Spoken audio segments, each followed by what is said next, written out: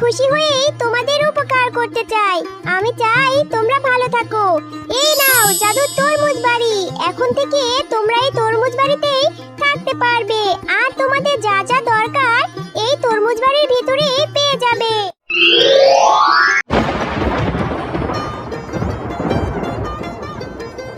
মামা, আমার খুব ভয় করছে। দেখো বাইরে বিদ্যুৎ চমকাচ্ছে আর বৃষ্টি হচ্ছে। আমার তো খুব ভয় করছে মা। বৃষ্টির পানি আমাদের ঘরের মধ্যে চলে আসবে না তো মা?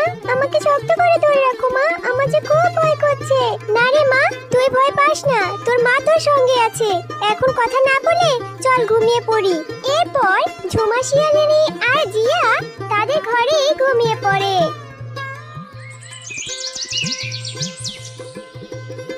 মা দেখো, আমাদের ঘরে কত পানি চলে এসেছে। দেখো মা, ওঠো দেখো।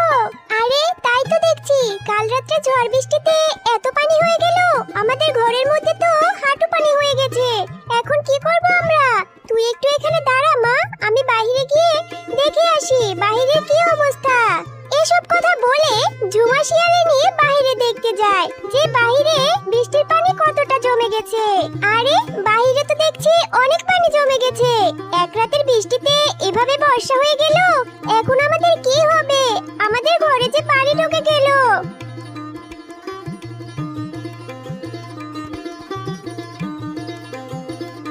হ্যাঁ মা, এক রাতের বৃষ্টিতে বাইরেও অনেক পানি জমে গেছে। এখন কি যে করব আমি তো কিছুই ভেবে পাচ্ছি না।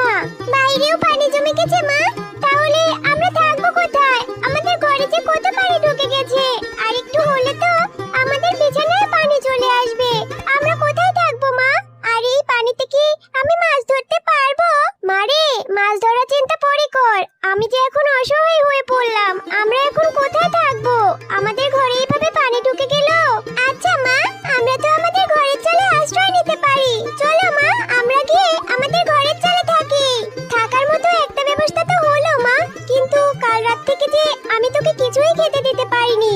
এখন তোকে আমি কি খেতে দিব? এই বর্ষায় কারো বাড়িতে তো যাওয়ারও কোনো উপায় নেই। এখন তোকে আমি কি যে খেতে দেই? ও মনে পড়েছে, ঘরে তো একটু শুকনো মুড়ি থাকার কথা। তুই এখানে বস মা, আমি তোর জন্য ঘর থেকে মুড়িটুকুই না হয় নিয়ে আসি এখন। তারপর দেখা যাবে পরে কি করা যায়। এরপর ঝুমা শিয়ালিনী ঘরে চলে যায় মুড়ি আনার জন্য। কিছুক্ষণ পরে ঝুমা শিয়ালিনী কিছু মুড়ি নিয়ে ফিরেও আসে। এই নে মা, এই মুড়িটুকু আপাতত খেয়ে নে, তারপরে দেখা যাবে কি করা যায়। আচ্ছা মা, তাহলে তুমিও আমার সাথে মুড়ি খেয়ে নাও। না রে মা, আমার খিদে নেই, তুই মুড়ি খেয়ে নে, আমি এখন খাবো না। আমি জানি মা, তোমারও খিদে লেগেছে। কাল রাত থেকে যে তুমিও কিছু খাওনি, তুমি না খেলে আমি খেতে পারবো না মা। তুমিও আমার সাথে খেয়ে নাও। মারে, আমাদের কাছে যে এইটুকুই মুড়ি আছে, এখন যদি আমিও খেয়ে নেই তাহলে যে তোকে আমি পরে কিছুই খেতে দিতে পারবো না। তার চেয়ে বরং তুই এখন খেয়ে নে, কিছুক্ষণ পরে আবারও একটু মুড়ি খেয়ে নিস। না মা, না হয় পরে আমি খাবো না, কিন্তু তুমি না খেলে আমি খেতে পারবো না। চলো মা, এখন আমরা দুজন মিলে মুড়িটুকু খেয়ে নেই, পরে না হয় আমি না খেয়ে থাকবো। এরপর মুড়ি খেয়ে ঝুমা শিয়ালিনী আর জিয়া ঘরের চালের উপরেই শুয়ে পড়ে। মা ওঠো, দেখো আমাদের উঠানে একটা নৌকা ভেসে এসেছে। ওঠো মা, ওঠো দেখো। আরে তাই তো দেখছি, যাক ভালোই হলো। এই নৌকাটা মনে হয় আল্লাহ তাআলাই আমাদের জন্য পাঠিয়েছে, যাতে আমাদের একটু উপকার হয়। চলো মা, আমরা এই নৌকা দিয়ে বাজার থেকে খাবার কিনে নিয়ে আসি। মারে, এই বর্ষায় যে আমাদের গ্রামটা প্রায় ডুবেই গিয়েছে। সকলেরই তো আমাদের মতো অবস্থা। বাজারে গিয়ে আর কোনো লাভ নেই, কারো কাছেও গেলে কিছু পাবো না মনে হয়। তার চেয়ে বরং এই নৌকায় করে আমরা শুকনো কোনো স্থানে চলে যাই। হ্যাঁ মা, তুমি ঠিকই বলেছো, কিন্তু আমরা কোথায় যাব বলো তো? তা তো জানি না মা, কোথায় যাব। তবে আল্লাহ তাআলা মনে হয় আমাদের জন্য কিছু না কিছু ব্যবস্থা করেই রেখেছে। এখানে থাকলে যে আর কিছুই হবে না, কিছুক্ষণের মধ্যেই আমাদের ঘরের চালাটাও পানিতে ডুবে যাবে। এখান থেকে তাড়াতাড়ি বের হতে হবে মা, চল। এরপর ঝুমা শিয়ালিনী আর জিয়া নৌকায় চড়ে শুকনো স্থানের খোঁজ করতে থাকে, কিন্তু তারা অনেক খুঁজেও কোনো শুকনো স্থান খুঁজে পায় না। মা, 2 দিন ধরে তো নৌকায় ভাসছি, কিন্তু আমরা তো কোনো শুকনো স্থানে খোঁজ পাচ্ছি না। আমার যে খুব ক্ষুধা লেগেছে মা, আমি আর না খেয়ে থাকতে পারছি না। এখন আমি কি করব বলো মা, আমার যে খুব কষ্ট হচ্ছে। মারে, আমিও যে অসহায়, তুই আর একটু ধৈর্য ধর, আমি তোর জন্য কিছুই করতে পারছি না। এই পানির মধ্যে আমি কি ব্যবস্থা করব তোর খাবারের? তুই আরো একটু ধৈর্য ধর মা, দেখি কি হয়।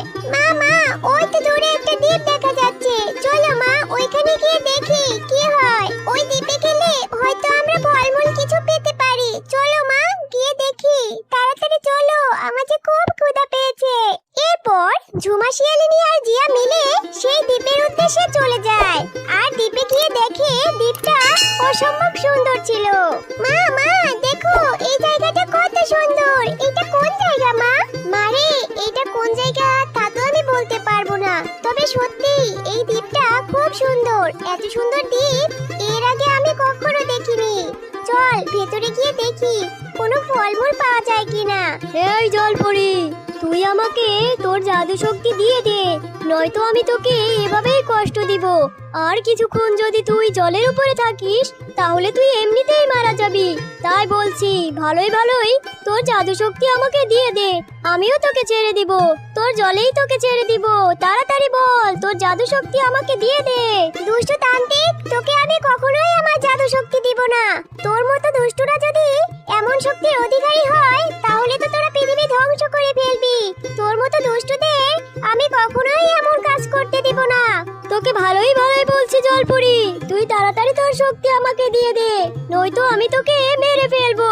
তাই বলছি তাড়াতাড়ি, যদি ভালো চাস নিজের তাহলে আমাকে শক্তি দিয়ে দে। মা মা দেখো, ওই তান্ত্রিকটা ওই জলপরীটাকে ডাঙায় রেখে কিভাবে কষ্ট দিচ্ছে। হ্যাঁ তাই তো দেখছি। তুই এখানে দাঁড়া মা, আমাদেরই ওই জলপরীটাকে বাঁচাতে হবে, নয়তো যে ওই শয়তান তান্ত্রিক জলপরীটাকে মেরেই ফেলবে। এরপর ঝুমা শিয়ালিনী সেখানে গিয়ে তান্ত্রিককে এক লাথি মেরে আগুনে ফেলে দেয়। ওরে বাবা রে, মরে গেলাম রে, মরে গেলাম, জ্বরে গেলাম আগুনে। আমি আর কখনো এমন করব না, আমাকে তোরা ছেড়ে দে, আমার ভুল হয়ে গেছে, আমাকে বাঁচা, বাঁচা আমাকে। তোর মতো শয়তান তান্ত্রিকের কোনো ক্ষমা নেই, তুই এখন এখানেই জ্বলে পুড়ে মর। তোমাদের অনেক অনেক ধন্যবাদ, তোমরা আমার জীবন বাঁচিয়েছো, নয়তো এই শয়তান তান্ত্রিক আমার জাদু শক্তির জন্য আমাকে তো মেরেই ফেলতে চেয়েছিল। তোমরা যদি এখানে না আসতে তাহলে এই শয়তান তান্ত্রিক আমাকে মেরেই ফেলতো।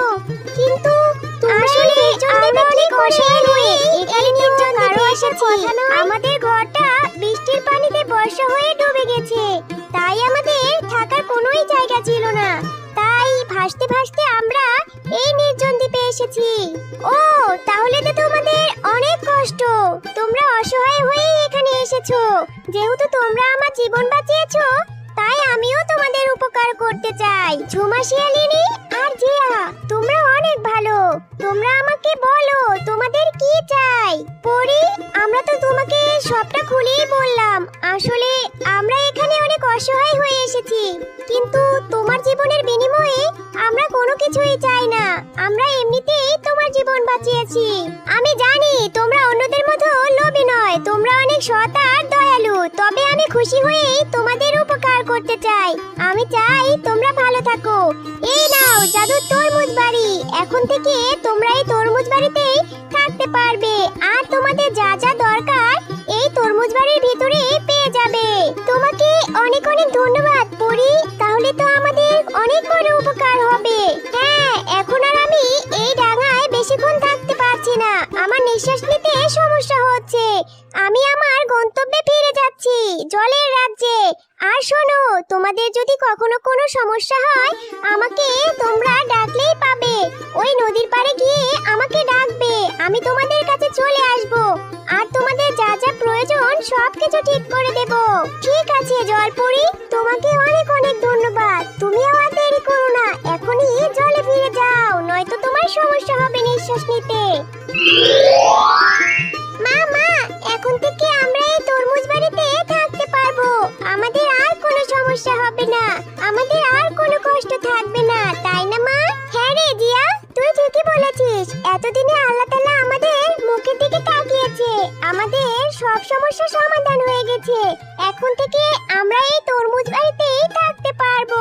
এরপর থেকে ঝুমা শিয়ালিনী আর জিয়া সুখে শান্তিতে সেই তরমুজ বাড়িতেই থাকতে শুরু করে, তাদের আর কোনো অভাবই থাকে না।